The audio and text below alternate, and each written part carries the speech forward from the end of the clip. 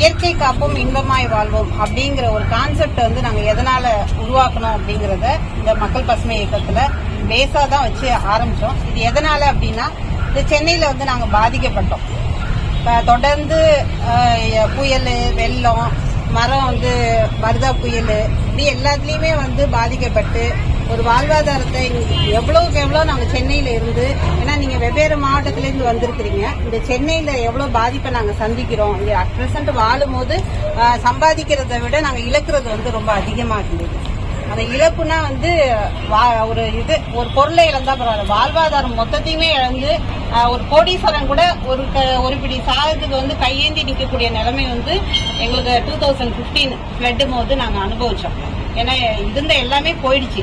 அப்போ இதெல்லாம் வந்து இயற்கை சீற்றம் அப்படிங்கும் போது, அது இயற்கை சீற்றம் வந்து இயற்கை வந்து தன்னால யாரையும் வந்து அழிக்காது. நம்ம வந்து இயற்கையை அழிச்சிட்டோம்.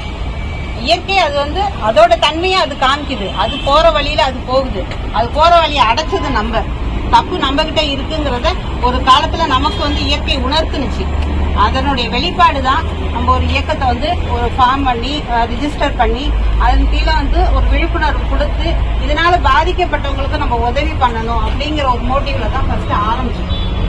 உதவி பண்ண இன்னும் தப்புகள் வந்து பெருகிட்டே தான் இருக்குது. எவ்வளவு பாதிப்பை சந்திச்சாலும் மக்கள் வந்து இதனாலதான் இந்த பாதிப்பு ஏற்படுதுங்கிறத ரியலைஸ் பண்றதுக்கு தப்ப வந்து என்னைக்கு யாரும் உணரலையோ அவங்க என்னைக்குமே திருந்த மாட்டாங்க.